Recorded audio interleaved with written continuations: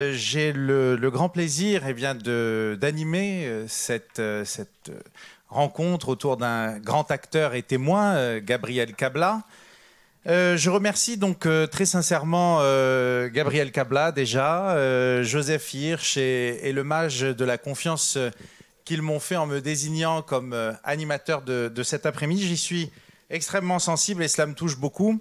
C'est donc pour moi un immense plaisir d'ouvrir cette discussion en marge et en complément de l'exposition de photographie de Jacques Pérez dont vous a parlé Joseph Hirsch, avec Gabriel Cabla, gerbien, je pense que vous l'aurez compris, médecin également, et qui a joué et joue toujours un très grand rôle dans ce que j'appellerais de façon très générale le devenir communautaire et identitaire des Juifs de Djerba. Dans un monde qui change, face à de nombreux enjeux, il est un point de repère extrêmement important pour tous ceux qui se revendiquent de cette tradition ou de cette appartenance.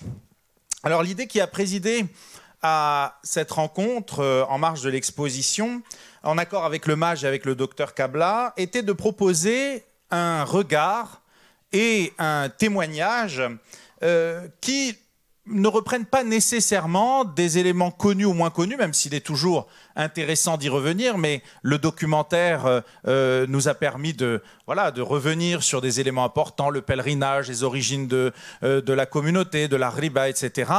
Il nous a semblé important, au contraire, de déplacer un petit peu le centre d'intérêt sur deux éléments.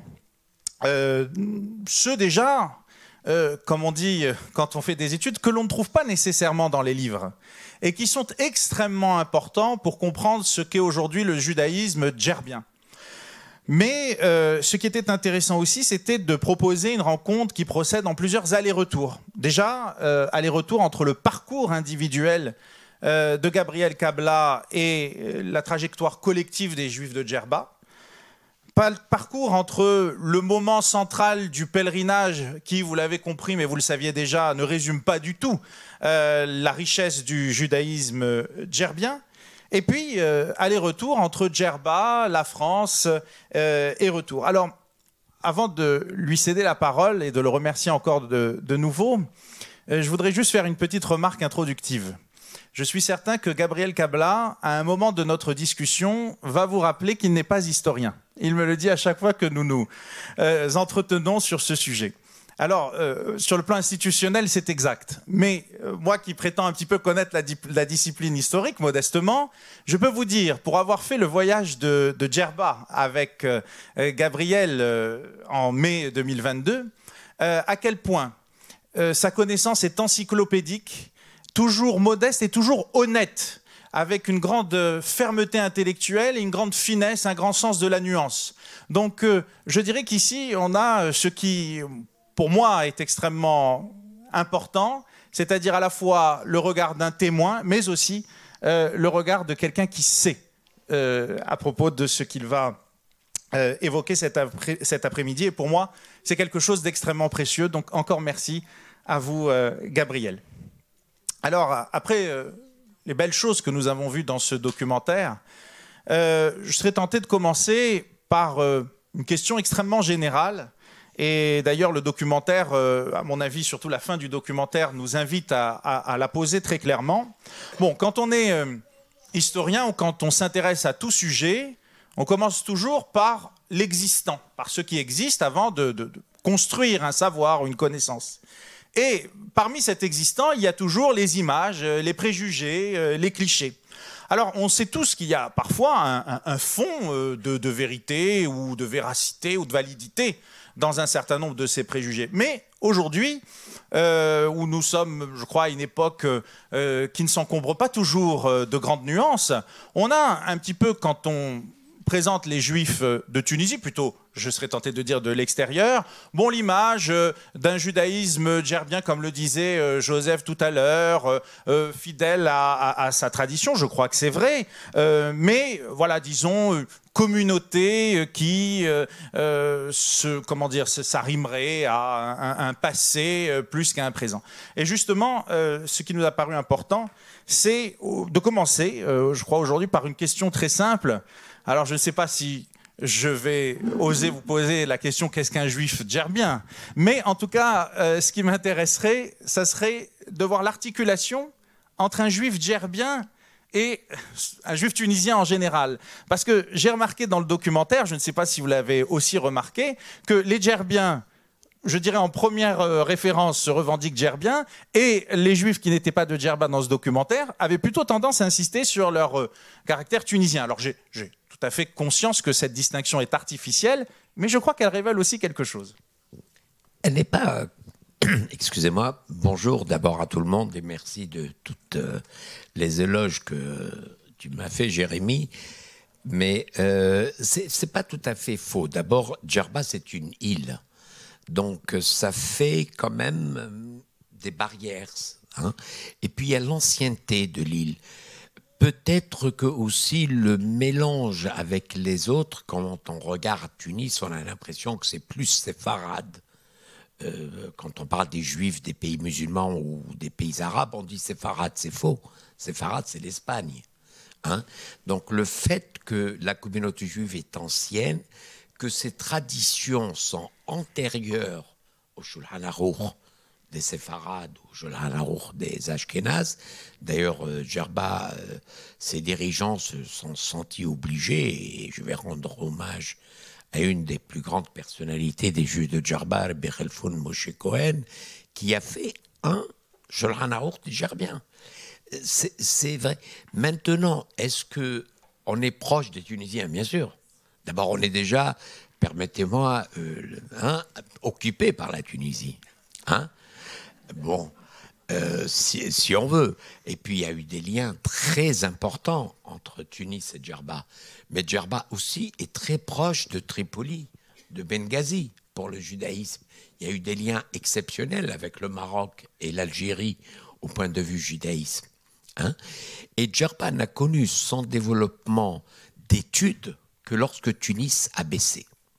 Je sais que je vais peut-être pas me faire beaucoup d'amis sur mon idée, mais Tunis, son judaïsme, a baissé avec l'arrivée de l'Alliance israélite universelle. On va en parler dans quelques instants. On peut en parler, ça a baissé. Et là, les grands rabbinim de Tunis, et je ne peux pas ne pas nommer mon ami, le regretté Jacques Taïeb, avec ses livres sur les rabbins de Tunis, il les connaissait mieux que tout le monde. Tunis avait, je parle sous le contrôle de, bien entendu, mon mentor Claude Nataf, que je considère comme référence pour le judaïsme tunisien. Je suis obligé de nommer un tout petit peu les autres, Felouz, Bismuth Jarassé, etc., parce que c'est des gens chez qui j'ai appris comment réfléchir l'histoire. Moi, je ne suis pas historien, moi, je suis médecin. Ce n'est pas du tout la même matière. Donc, j'ai appris, mais je ne me considère pas comme historien. Donc, je disais que c'est les rabbinim de Tunis ont envoyé leurs élèves se réfugier à Djerba. Rabbi Ishaq Sdeqa, qui est un des plus grands anciens rabbins à Djerba, on dit kabbaliste, etc., était l'élève de quelqu'un qui est antérieur à Brahim Belaï, je pense Israël Zetoun ou je ne sais pas qui. Il l'a envoyé à Djerba. Et c'est là où s'est développé les études à Djerba. Les Djerbiens n'avaient pas les moyens. Les Djerbiens, c'était une population de juifs pauvres. Il y avait 3-4 familles aisées, il faut le savoir. Tout le monde est artisan. L'enfant, dès qu'il a l'âge de 8, 9, 10 ans, il commence à produire, il faut le mettre dans le commerce. C'est ça. Alors le lien était très important. Et puis Tunis a hébergé les grands rabbins de Tunis depuis Meïs Cohen, étaient djerbiens. Donc le lien était là. La différence, c'est que Djerba a plus d'orthodoxie, j'allais dire. Tu vois, dans la religion. Et puis, ils ont eu des dirigeants comme à Tunis. La communauté juive tunisienne en général vaut ce que vaut ses dirigeants. Et un grand hommage à ses dirigeants. C'est valable pour beaucoup de communautés juives, même en dehors de la Tunisie, mais effectivement. Moi, je vends les frères. Enfin, je parle de tunisien, je vais dire du bon d'eux, et j'éviterai de dire du mal, mais je n'hésiterai pas s'il le faut. Ils ont eu d'excellents dirigeants. À Djerba aussi, c'est ça qui a fait préserver cette communauté et qui a fait que les membres de la communauté juive, et là je parle de Djerba, mais c'est probablement valable à Tunis, étaient très attachés à leur minagim qui valait loi. Alors justement, ça m'amène à la seconde question. Là, on a vu le rapport entre Djerbiens et Tunisiens. Je serais tenté là de vous demander le rapport entre les Juifs de Djerba et les Juifs en général. Leur vision, justement, on a vu même un petit peu dans le documentaire qu'il y a des coutumes extrêmement spécifiques dont les Djerbiens ont conscience, avec justement cette articulation extrêmement intéressante entre la coutume et la loi. Chez les Djerbiens, est-ce que vous pourriez nous en dire un petit peu plus sur certaines de ces coutumes ? Alors moi, j'ai eu la chance dans ma vie de fréquenter une sommité religieuse que mon ami Léon Maslia, ici présent, a connue, et que d'ailleurs Albé Bouguid l'apprécie beaucoup pour tout le service qu'il nous a rendu à la Gigi. Ancien directeur du consistoire central, pour ceux qui ne le connaissent pas, qui est de Sfax, donc un peu gerbien. Hein. Bon. Et donc j'ai fréquenté Albé Bouguid. Albé Bouguid était un grand rabbin à Djerba. Le mot grand rabbin, il n'aimait pas. On disait Dayan à Djerba. Hein.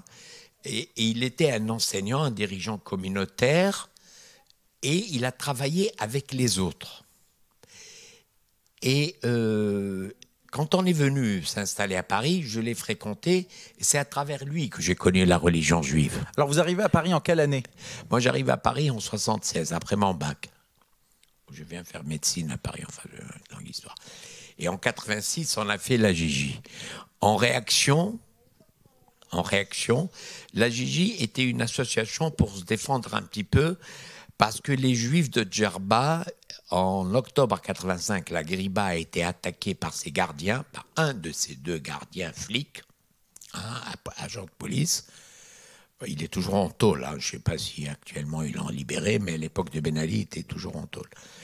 Et il est arrivé à en tuer 4, 2 enfants, un adulte juif et un adulte musulman. Et c'est une réaction. Et les Juifs, à cette époque-là, à Djerba, n'étaient pas très bien traités. C'était l'époque de Mzali, Bourguiba vieillissant. Il ne se passait pas 15 jours, 3 semaines sans qu'un Juif soit attaqué physiquement. Et ils ne trouvaient pas leurs droits. Il y avait beaucoup de Juifs qui ont quitté Djerba, qui sont censés s'installer à Paris, d'autres qui sont partis en Israël. Alors justement, est-ce que vous pourriez revenir un petit peu sur ces vagues de départ très spécifiques des Juifs de Djerba vers Paris ? Alors, il y a eu des gens qui sont partis individuellement depuis très longtemps. Et, les premiers Juifs qui sont installés à Paris, djerbiens, je pense c'était 68 ou 69, enfin le plus ancien que je connaisse, moi. Mais les autres, ils venaient comme ça à fur et à mesure. Mais ça s'est accéléré en 84, 85. Ils ne trouvaient pas vraiment leurs droits, leur protection. Il y a ceux qui partaient en Israël, mais c'est toujours cette image qu'on a, les riches viennent à Paris, les pauvres en Israël. Bon, on dit ce qu'on veut, il y a beaucoup de gens qui sont sionistes et qui croient et qui vont en Israël. Bon, c'est pas le problème. Et donc, à Paris, ils viennent ici, il faut qu'ils s'intègrent à la vie parisienne, ce qui n'est pas facile parce que c'est pas des francophones. Alors justement, avant d'en venir à ce qui sera quand même le noyau de cet après-midi, c'est-à-dire la création de la Gigi, j'avais juste une petite question à vous poser sur le rapport, justement, je serais tenté de dire à la France, parce que la grande question qui se pose pour toutes les communautés juives du monde à partir du XVIIIe siècle, mais déjà avant, c'est la question de la modernité, puis la question de l'émancipation, du rapport, je dirais, au monde occidental. Et vous mentionniez à l'instant l'Alliance israélite universelle, malgré ses efforts au début du XXe siècle. Alors, l'installation de l'Alliance israélite universelle en Tunisie n'a pas été si simple qu'on le croit. Il y a eu le Sadr Bey qui a essayé, enfin qui a à un moment dissous le comité. Juif. Non, bien sûr, mais qu'il a essayé d'un problème juivo-juif. Le rôle de l'Alliance israélite universelle était d'apporter, la mission qu'elle s'était assignée était d'apporter justement les lumières à ces communautés. Et la communauté de Djerba, par une décision d'ailleurs des rabbins, refuse l'installation de l'Alliance israélite à Djerba. Oui. Bon, j'ai des idées un peu arrêtées, moi, sur la lumière, la culture. Je n'arrive pas à créer des classes. Cette culture est supérieure à l'autre. Je n'ai pas cette espèce de savoir. Moi, chaque culture est valable. Apporter une lumière, il faut déjà s'assurer que c'est noir, c'est sombre. À Tunis, on n'avait pas beaucoup besoin d'apporter de lumière. Les Juifs de Tunisie sont connus de par le monde. Et si je me trompe, le dernier paragraphe écrit dans le Talmud a été par un Juif tunisien. Alors on ne va pas commencer à nous dire que les Juifs tunisiens étaient analphabètes. D'ailleurs, les Juifs de Djerba, quand ils sont arrivés à Paris, un organisme juif institutionnel voulait nous alphabétiser. N'est-ce pas? Parce qu'il ne parlait pas français. Mais un juif anglais parle anglais, il n'est pas analphabète. Ou bien être analphabète, c'est parler arabe ou hébreu. Il faut qu'on sache ce qu'on veut dire. C'est un petit peu ces trucs-là. Non, mais ce qui a fait refuser l'alliance israélite à Djerba, c'est une histoire de religion. Parce que quand l'alliance israélite, je ne peux pas dire les dates, vous avez ici les compétents, est arrivée à Tunis, 2 ou 3 ans après, un premier juif, et je crois qu'on m'a dit qu'il avait sa boutique à côté du magasin général, sous les arcades, je ne sais pas quoi, a ouvert sa boutique le jour de Rosh Hashanah. Bon. Les Juifs de Djerba ont analysé que ça, c'est dû à l'alliance israélite. D'accord? Alors ils lui ont dit, tu viens pas, tu vas détruire notre religion. Et d'ailleurs, le discours qui a été fait par Cheikh Houri pour refuser, le Cheikh de la Hara juif, pour refuser en public, parce que les gens devaient voter, que les hommes, bien sûr, on n'était pas encore à donner le droit aux femmes. Et dans son discours, il vous dit, qu'est-ce que vous voulez? Shkola et Shkola. Parce que Skola, il disait Shkola et Shkola, ou le collège Kol Ish, toutes de feu. Et les gens disaient non, et il a gagné. C'est ça qu'ils ont refusé. Et quand ils ont vu que le juif de Tunis, au lieu de s'appeler Khmei, s'est mis à s'appeler Jacques, au lieu de mettre le pantalon bouffant turc traditionnel, il met un pantalon italien. Et au lieu de dire Saddi, il dit Saddi. Au lieu de dire Het, il dit Het. Ils ont compris, et juste je prends 2 minutes pour l'anecdote. J'en parlais avec le grand rabbin Sadoun, qui est un homme merveilleux. Beaucoup de gens l'ont connu. C'est un homme droit. Je vous ai dit, il m'a appris la religion. J'ai appris la religion à travers lui. Il disait on a dit à Dieu, pourquoi tu as choisi le peuple hébreu pour le libérer de l'esclavage? Il y avait plein d'autres esclaves. Pourquoi celui-là? Et je ne me dis pas où, hein, je vous dis ce qu'il disait. C'est marqué que Dieu répond, c'est parce qu'il y a 3 choses qui n'ont pas changé. Ses habits, ses noms et sa langue. Hein? Ça va? Bon. Alors c'est pour ça qu'il y a eu le refus. Mais ce n'est pas le refus de la modernité. Quand vous venez à la Gigi, allez voir, les enfants apprennent à la yeshiva sur ordinateur. On n'a jamais refusé la modernité, mais on ne veut pas effacer notre identité au prix d'une autre. Et ça, c'est une continuité avec ce qui se passait déjà à Djerba. Ah bah à Djerba, les liens qu'il y avait entre les dirigeants français Et les dirigeants de la communauté juive étaient très bien passés. D'ailleurs, souvent, on choisissait un dirigeant de la communauté juive, je ne peux pas dire les plus pratiquants. Bon, mon grand-père était pratiquant, il a été dirigeant de la communauté, mais le plus imminent, les plus connus, il s'appelait René Didi. Il avait un café chantant, un cabaret. Hein. Donc, il a travaillé avec Rabbi Khalfoun Moshe Cohen pour dire la qualité de ces rabbinim qui ont fait la séparation des pouvoirs entre la religion et la gestion communautaire. Les Juifs de Djerba, ils n'ont pensé du mal de la France que pendant la Deuxième Guerre mondiale. Parce que les Allemands étaient moins méchants que les pétainistes. Et tous, ils le disaient. Mais je te dis, ça ne veut pas dire qu'ils étaient gentils, les Allemands. Mais ceux qui mettaient les bâtons dans les roues, toutes les secondes, c'était des pétainistes. Ça, c'est ce que m'a raconté mon grand-oncle qui a vécu cette période-là et qui a vu ce qui s'est passé. Je parlais tout à l'heure de Rebbe Bouguid, il avait, quand tu me disais les minagim de Djerba, même, surtout quand il est arrivé à Paris, tout le temps, il y a des gens barbus qui venaient le voir, des jeunes. Rabbin, ça c'est péché. Il leur dit, nous, les péchés, on les connaît. Et le pas péché, on le connaît. D'accord? Et c'est péché pour un dirigeant de rajouter du péché.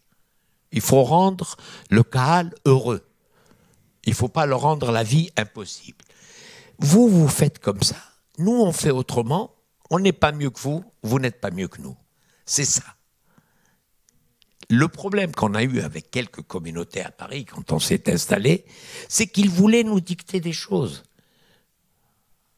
Alors justement, revenons à ces années 80. Vous disiez qu'à Djerba, les choses étaient, enfin, on peut le dire, bon, c'est déjà une grande année de transition politique pour la Tunisie en général, mais pour la communauté juive de Djerba, on est là dans une, on peut le dire, surtout pour la première partie de ces années-là, dans une période de souffrance pour un grand nombre de Djerbiens, comme vous l'avez dit. Oui, ça s'est arrêté en janvier 88. La date, on l'a. Ça s'est arrêté en janvier 88. C'était simple. Bon, c'est des mauvais souvenirs, mais quand l'histoire ne sert qu'à construire l'avenir, c'est pas de la haine. Un jeune juif au lycée est frappé par des jeunes élèves musulmans qui sont poussés par leurs professeurs, souvent pas les intégristes, mais les nationalistes arabes, pour ceux qui connaissent bien le domaine, parce que moi je les connais un par un, hein. Je suis de là-bas, et il va porter plainte. La police reçoit la plainte, et puis rappelle le monsieur l'après-midi. Il dit, oui, on l'a trouvé le jeune. Mais pourquoi toi, tu lui as insulté son Dieu? C'est Belgelel en Tunisie. Insulter Dieu, c'est 6 mois de tôle ferme et il n'y a pas à discuter. Donc le juif retire sa plainte. D'accord? Jusqu'en janvier 88. Pourquoi je dis que janvier 88? Pour l'histoire, le 7 novembre 87, il y a eu Bourguiba qui a été mis en congé. Il y a eu un autre président qui s'appelle Ben Ali. Et il y a un mec qui s'est fait, un jeune qui s'est fait, il s'est fait taper. Son père, qui était un des dirigeants communautaires, va porter plainte. Le flic lui dit, bon, ben, on va vous rappeler. Il le rappelle l'après-midi, il lui dit, voilà, c'est le papa de l'enfant et c'est l'enfant qui a tapé votre fils. Et l'autre, assez malin, il lui dit, mais il vous a pas dit que mon fils a insulté son Dieu? Et le flic, ça, c'est de la parole de la personne même. Hein. Le flic, il lui montre la photo de Ben Ali, il lui dit, celui-là, il ne veut plus ces histoires. Et ça s'est arrêté. C'était le dernier juif qui a été tapé. C'était en janvier 88. Tapé, pas jusqu'à la mort, hein. Il y a eu quelques blessures, trucs comme ça.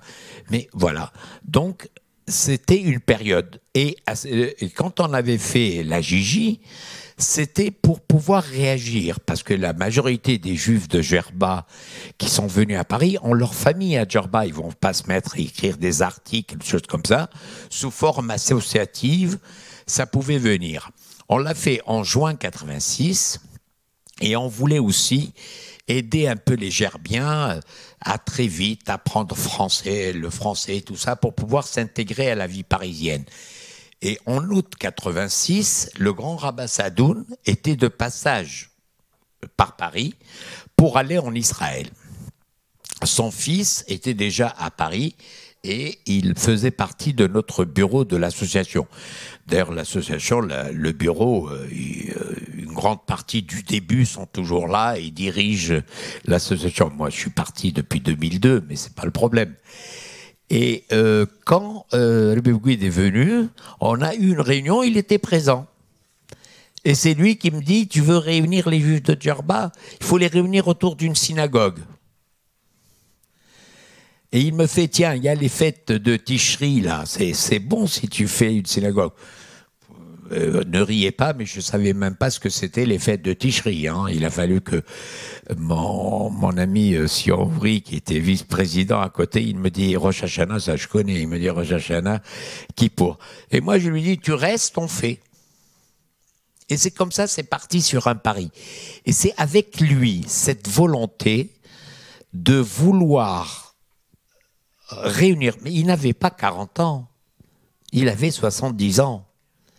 70 ans partir sur un projet pareil, non seulement de réunir une communauté, de construire, on a fait bon, tout ça, et de monter une yeshiva. Et c'était pas simple une yeshiva, une école juive. Après qu'on ait eu le truc, en 89, d'ailleurs, le premier enseignant qui a enseigné dans cette yeshiva est ici présent, c'est mon ami le docteur Amiel Ouri, bénévole bien entendu, qui a enseigné dans cette école. Et il, après 2 ans, en 89, il me dit, tu sais, si je meurs, ce qui va m'arriver, et toi, j'espère bien plus tard, tu es plus jeune, après il n'y aura plus de Djerbia. Il faut enseigner les enfants. Mais il a oublié de dire qu'à Djerba, il y a un péché que la communauté enseigne le hol, à Ramout. La communauté ne peut pas gérer le hol. L'enseignement profane. L'enseignement profane. Moi, je lui dis, on fait 2 heures de Talmud le mercredi. Non, non, non, non, non. Il faut prendre toute la semaine les enfants, s'occuper de nos enfants, comme on faisait à Djerba. Et puis, avant de parler des moyens, je lui ai parlé de ça.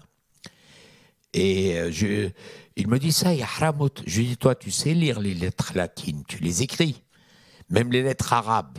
Il m'a dit, oui, mon rabbin m'a appris, je ne vais pas être tout bête. Je lui dis, mais tu reçois combien de lettres par mois?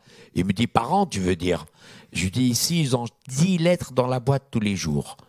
Donc, ceux que tu vas prendre à la yeshiva, il faut qu'ils aient secrétaire personnel chacun. Il m'a dit, alors laisse-moi le temps de réfléchir. Je l'avais bref. Il est revenu avec des conditions. Je vais vous dire 2 de ces conditions qui sont extraordinaires, à mon avis. La première, il considère qu'enseigner l'hébreu, c'est religieux, la Shona Kodesh. Et ça contrarie la grande majorité des religieux, vous êtes bien placés pour le savoir. L'hébreu fait partie de l'enseignement Kodesh. Parce qu'on l'enseigne dans le rôle. Et la deuxième, sa condition, si on enseigne le hol, on l'enseigne bien ou on ne le fait pas. Voilà le genre d'homme qu'il était. C'est pour ça que j'ai eu un lien avec lui pendant une 20aine d'années exceptionnel. C'est quelqu'un qui est beaucoup plus moderne qu'il n'a l'air. Il veut être à jour. Il a une croyance incroyable, incroyable. Mais c'est une vraie croyance. Il y a un type qui a écrit un livre sur Djerba. Voilà, une fois, il y a un type qui a écrit un livre sur Djerba et il a rencontré Rabbi Bougouid Sadoun. Et il a dit, quand Rabbi Bougouid parle des patriarches juifs, je crois qu'il a dîné avec eux. Et les prises de parole qu'il faisait à la synagogue pour expliquer, c'est toujours de l'éducation, c'est de trucs. Et sa haine, sa bête noire, c'est le manque de shalom, le manque de paix dans la Keïla. Il devient fou. Mais sinon, il était proche. Jacques Chirac avait inauguré la Gigi en 92, deuxième inauguration. Et il me regarde et puis il fait, il n'est pas voyou ce barbu, hein. Alors justement, Gabriel Cabla, de juin 86 à l'installation de la Gigi, de l'Amicale des Juifs de Gerba, sur quel soutien communautaire, politique, pouvez-vous compter? Alors écoutez, la Gigi, qui vous entoure dans cette aventure? Voilà, jusqu'à mon départ, hein.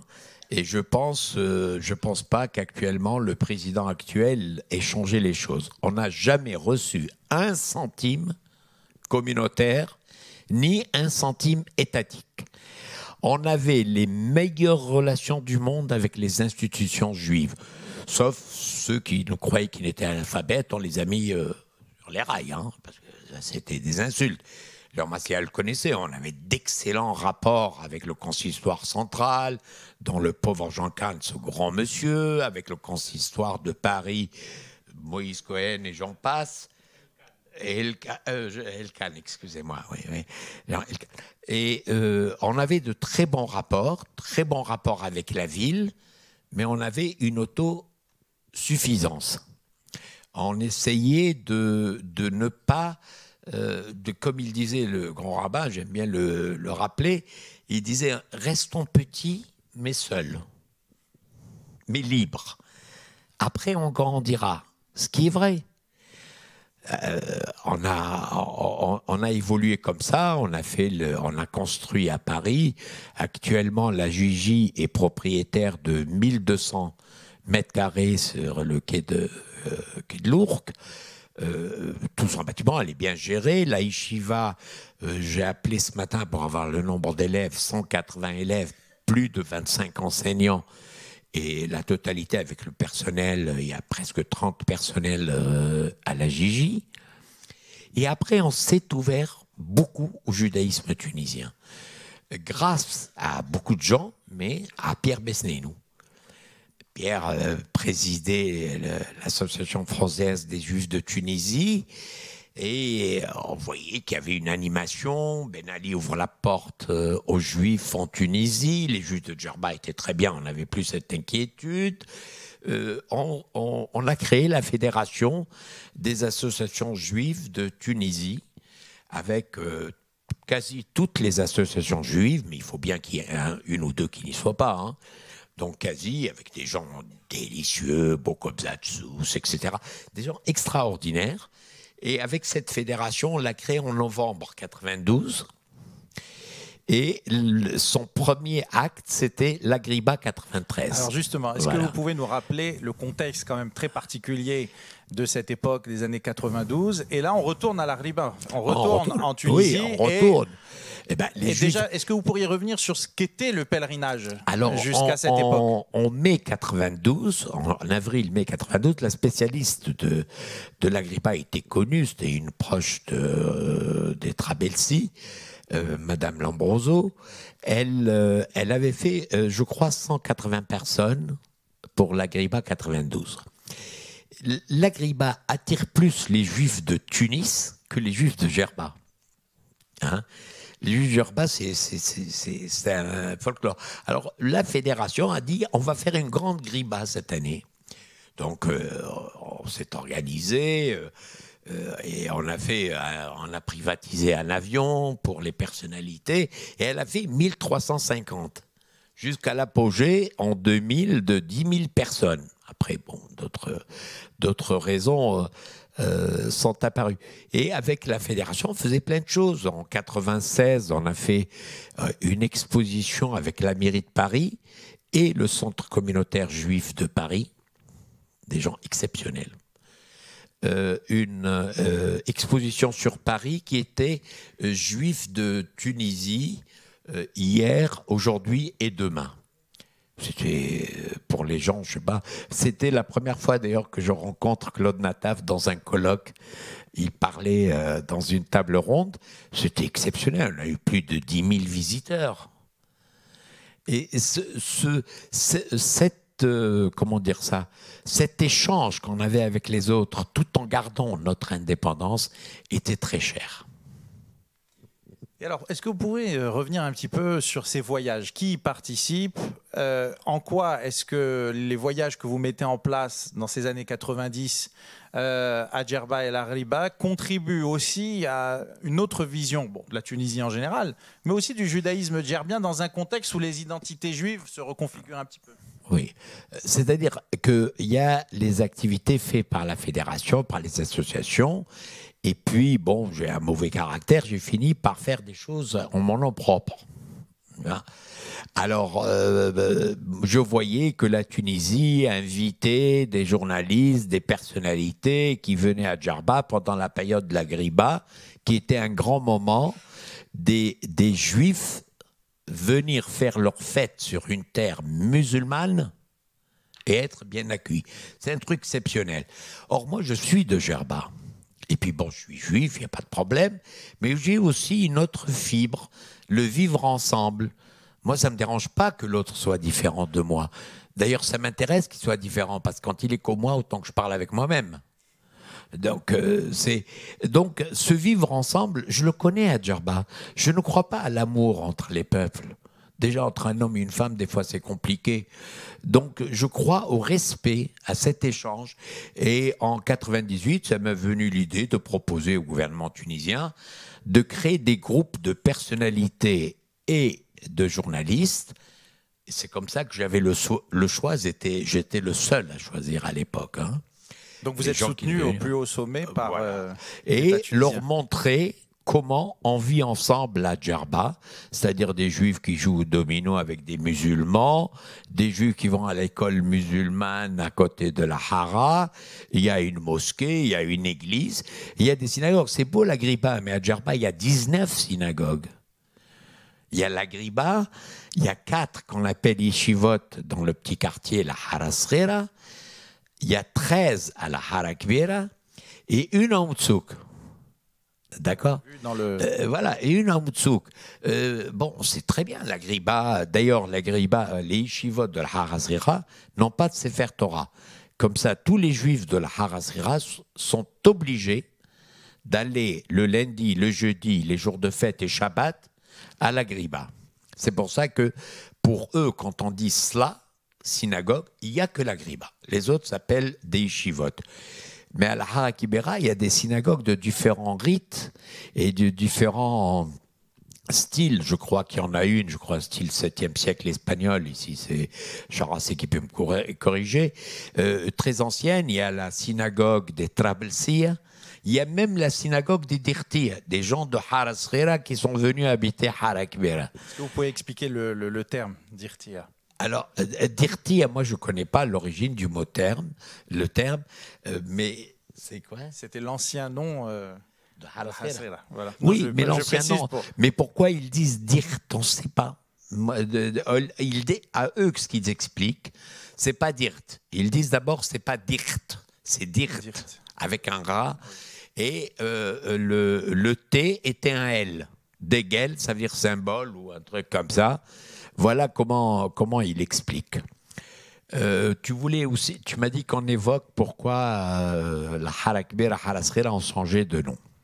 Oui, alors parce que bon, on a tellement de choses à dire que, évidemment, j'avais beaucoup de questions en réserve. Mais bon, alors, on va faire une petite entorse à la chronologie, une fois n'est pas coutume. En fait, on parlait du contexte des années 80. Mais dans les années 70, il y a quelque chose d'extrêmement symbolique. Il commençait à y avoir un développement, et ça, on le connaît, les Juifs de Tunis, les historiens connaissent plus que moi. Il commençait à y avoir, en Tunisie, un esprit de mettre à l'écart les Juifs de la politique tunisienne et même de son histoire. Aujourd'hui, les manuels des Juifs de l'histoire tunisienne à l'école, il n'y a pas un qui évoque un Juif. Il n'y a pas un livre où vous voyez qu'il y a eu un Juif quelque part, alors qu'il y a une nécropole à Gamart qui a 28 siècles, etc. Et ça, c'est un tort.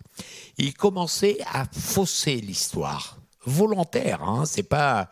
Il y a un type qui a écrit un livre il y a 5, 6 ans, 10 ans, où il disait que les Juifs de Djerba ont été ramenés par les musulmans de Djerba. Les Ibadites ont amené les gens de la Hara Sghira et les Malikites, les sunnites, ont amené les gens de la Hara Kibira. Et il a imprimé son livre. Il voulait absolument que je le lise. Je lui dis que j'ai du mal. Et pourtant, c'est quelqu'un que je connais bien. Il est djerbien. Et il devrait être sage parce que lui-même, il est ibadite. C'est des gens qui faussent. Alors, il y a eu cette volonté en 1976. Ils ont décidé que Hara Kibira devienne Eswani, les champs, et Hara Sghira devienne Riyad, sur le nom d'une ville de l'Arabie Saoudite. Hara, c'est un mot arabe qui veut dire Houma, qui veut dire quartier. Tous les quartiers en Égypte s'appellent Hara. En Tunisie, Hara est réservé aux Juifs, c'est tout. Et au Maroc, le quartier du Juif, parce qu'ils travaillaient le sel. C'est tout. Donc, pourquoi aller effacer ces noms-là? Alors qu'il y a un quartier à Djerba qui porte un nom barbare, Barkouk. Ils t'ont écrasé, ils t'ont mis par terre, ils t'ont monté dessus. Celui-là, ils n'ont pas changé. Alors, quelles ont été les réactions au moment de ce changement de nom? Rien, mais quand on est arrivé, nous, avec ces activités, la fédération, enfin machin, j'ai toujours refusé d'utiliser un papier où il y a ces changements de nom. Et maintenant, vous pouvez écrire une lettre, Hara Kibira, elle arrive. Mais officiellement, non. Officiellement, c'est toujours dans le truc. Moi, je me rappelle, il y avait des programmes imprimés au plus haut niveau et tout. Et comme je servais un peu de guide, le papier m'arrive, je trouve Eswani, je jette le papier, je vais dans ma chambre, ramasser ma valise. Tout le monde comprend que je vais partir. Alors, il y a tout de suite ordre de tout réimprimer et remettre à Hara Kibira. C'est faux. Effacer comme ça. D'ailleurs, on n'arrive jamais à effacer les identités et les cultures des gens. Ça ne sert à rien.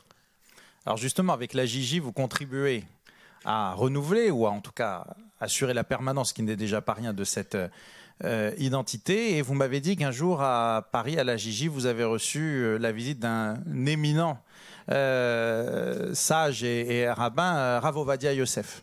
Est-ce que vous pourriez revenir sur cette rencontre qui nous rappelle aussi le poids des circulations entre le judaïsme de Djerba et le monde juif en général, qui date pas de cette époque, qui date de pluriséculaire, mais je crois que c'est quelque chose d'extrêmement révélateur de ce que vous avez pu accomplir aussi à la Gigi. Alors, quelles sont les spécificités de la yeshiva des Djerbiens? En fait, c'est les spécificités de la yeshiva de Tunis. Je vous ai dit, les études à Djerba, c'est des études qu'ils ont ramenées de Tunis. Il enseigne ce qu'on appelle l'Ayoun Tounsi, le mode tunisien. Le mode tunisien fait en sorte que l'élève apprenne sous ta gouverne, hein, Miel, qu'il apprenne à chercher et pas à apprendre par cœur seulement. Il doit se débrouiller, il doit savoir chercher, trouver. Et la deuxième chose, c'est la prononciation. Je ne dis pas que c'est la vraie prononciation de l'hébreu à Djerba, il y a peut-être des petits trucs, mais à Djerba, on prononce l'hébreu à l'ancienne. Voilà la spécificité de l'enseignement. Et comme on devait enseigner l'hébreu très bien, le hol très bien, ce que voulait le grand rabbin, il fallait faire des petites classes.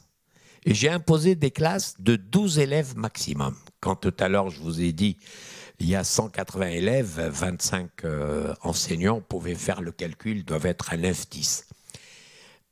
Donc, on tenait à ce que l'élève soit bien enseigné, parce qu'à Djerba, l'élève qui est à Guémel 3e année commence à faire le pré-Talmud, je ne sais pas comment on l'appelle, là, juste avant le Talmud, il commence à faire.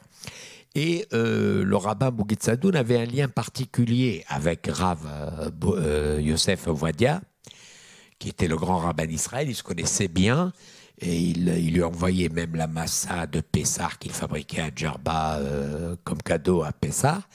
Quand il est venu à Paris, il est venu visiter la yeshiva. Moi, je ne peux pas savoir si la yeshiva enseigne bien ou mal. Je ne suis pas du niveau. Et là, il vient, il rentre, c'était, je crois, dans les années 96, 97, un truc comme ça. Il rentre, il visite 2 classes, la 3e classe, il sort, Et je le vois pleurer. Il couvrait comme ça les yeux, il essuyait ses larmes. J'allais le voir, je lui parlais en arabe. Lui, il est d'origine irakienne, mais il parle l'arabe égyptien. Moi, je ne parle pas hébreu. Je lui dis, qu'est-ce qui se passe? Il m'a dit, on va dans ton bureau, on va dans ton bureau. Il pleure. Je lui dis, qu'est-ce que tu as? Qu'est-ce qui se passe? Il m'a dit, ce que je vois ici, je ne l'ai pas en Israël, le niveau. Et à ce moment-là, pour l'anecdote, il me demande d'appeler Rabbi Bouguid. J'appelle Bouguid, Rabbi Bouguid rentre, il le voit comme ça, il lui dit, qu'est-ce que tu as, machin? Il lui raconte, puis il lui demande de le bénir. Ça, c'est un spectacle privé qui était magnifique. Un homme âgé qui bénit un autre, je ne sais pas qui est plus âgé, je pense que... Mais c'était un truc... Donc là, j'ai compris que... Parce que Rav Ovadia Yosef, quand même, il sait évaluer l'enseignement. Hein, qui dit, moi, je n'ai pas ça en Israël. Le niveau qu'il voit, c'est que le travail était fait. Moi, je crois que et la JJ et la fédération... la réussite, c'est les hommes. La volonté. Parce que le bureau de la JJ, on était un seul homme. Hein. On était 10, mais comme un. Au point de vue religieux, ils étaient tous derrière le grand rabbin. Il fallait voir le spectacle la nuit de Kippour. La veille de Kippour avec ces 7 séfarim. Le Bibouguid, il n'est pas grand, hein, tout petit. Eux, ils sont plus grands. Ils mentent sur la tiba, on ne le voit pas non plus. Mais tout ce qu'on sait, qu'il y a des petits silences. Comme lui, il n'a pas la voix très forte. Donc, c'est ce qu'il est en train de lire. Et puis, c'était pour laisser les jeunes répéter après lui. C'est un spectacle merveilleux. On dirait des enfants qui étaient autour de leur grand-père. Et il les aimait. Il aimait. Moi, il me disait, il ne faut jamais faire une loi à la Gigi, une règle que tu ne peux pas appliquer. Et puis réfléchis, il peut y avoir des gens moins bien que d'autres dans une communauté. Et il comparait la communauté à du mercure. Le mercure, c'est le plomb liquide, là, vous savez. Et il disait, le mercure, quand tu ouvres la main, il tombe, il glisse. Quand tu fermes la main, il t'échappe entre les doigts. Prends-le comme ça. Une communauté, il faut la prendre doucement. Pour une personne de cet âge, il devrait être intolérant. Il devrait être cassant. Hein? Et la réussite de tous ces mouvements, c'est les hommes. Comme la fédération. La fédération, quand on a fait ce voyage de Djerba, je m'étais occupé avec quelqu'un qui est absent maintenant, qui n'est pas ici. Il m'a dit qu'il ne peut pas venir, mais on s'est presque mariés pendant 1 mois et demi. D'ailleurs, après, c'était le silence, après que le voyage soit fait. Quand il y a l'union des gens dans une bonne volonté, avec un bon objectif, on peut soulever des montagnes. Alors, quel regard? L'heure avance et il faut que nous laissions un petit peu de temps de parole pour les questions. Mais quel regard vous jetez aujourd'hui sur ce que vous avez énormément contribué à créer, sur éventuellement les enjeux de demain, la situation actuelle du judaïsme djerbien? Je dis djerbien puisque je dis plus seulement à Djerba, mais le judaïsme djerbien, maintenant, moi, je ne suis plus actif à la JJ. Je n'ai pas entendu une seule note négative, et j'étais sûr, parce que je ne l'ai pas fait tout seul, et les gens qui l'ont fait avec moi sont toujours là, et ce sont des gens très bien. Je souhaite que ça continue, je souhaite que ça se développe, parce qu'il y a beaucoup d'autres choses. Je suis plus actuellement sur le côté curieux, du côté société d'histoire et développement scientifique, parce que j'ai envie de cette... parce que ça a apporté, après la société d'histoire, si je me permets, l'image du judaïsme tunisien a changé. Tu me disais que tu étais un peu vexé qu'on parle d'Harissa, etc. Tout le monde mange. Vous n'avez jamais vu des Marocains manger ou des Ashkénazes manger. Tout le monde mange, il n'y a pas de problème. Et d'ailleurs, la bouffe tunisienne est excellente et l'étude sur la bouffe tunisienne n'a pas encore été faite comme il faut. Mais on ne peut pas réduire le judaïsme tunisien à que de la bouffe et de la malbouffe. même si les images qu'on a vues tout à l'heure, ou ces gens qui font des ou qui chantent, moi je les adore, ces gens-là. Pourquoi je les adore? Pas parce qu'ils sont comme ça, c'est parce qu'ils sourient. Du moment qu'ils ont le bonheur, c'est tout. Qu'est-ce qui compte le reste? Ces gens-là qui sont heureux de chanter, de danser dans un lieu qui n'est pas fait ni pour chanter ni pour danser. Il y avait un très grand rabbin qui n'a jamais voulu venir avec moi à la Griba. Pourtant, je pouvais l'amener. J'ai amené son successeur après. Mais parce qu'il me dit il faut séparer hommes et femmes, c'est fini. Après, c'est fini, ce n'est plus la Griba. Il faut faire autre chose. Vous voyez? Et il n'y a jamais eu de viol à la Griba. Hein. C'est pas parce que les gens s'amusent, c'est une famille, les gens se connaissent. Je veux dire, il faut avancer. Bon, j'espère que la Gigi, elle aura son avenir. La fédération n'existe plus. Les relations qu'on faisait avec la Tunisie, le développement des liens, même toutes les mauvaises langues n'ont pas pu l'arrêter. Hein? Il y a eu des Israéliens cette année à Djerba, n'est-ce pas? Et il y aura encore, et ça n'ira que dans ce sens-là. Voilà. Excusez-moi, j'ai été un peu long. Non, non, merci infiniment. J'avais encore tant d'autres choses à vous demander, mais je pense qu'on a vu, voilà, à la fois ce que je disais au début, votre honnêteté, votre fermeté intellectuelle, et puis aussi le lien entre ce que vous avez apporté, et puis le judaïsme djerbien en général. Et je vous en remercie très sincèrement. Je vous en prie. Merci encore. Merci de votre patience. Gabriel.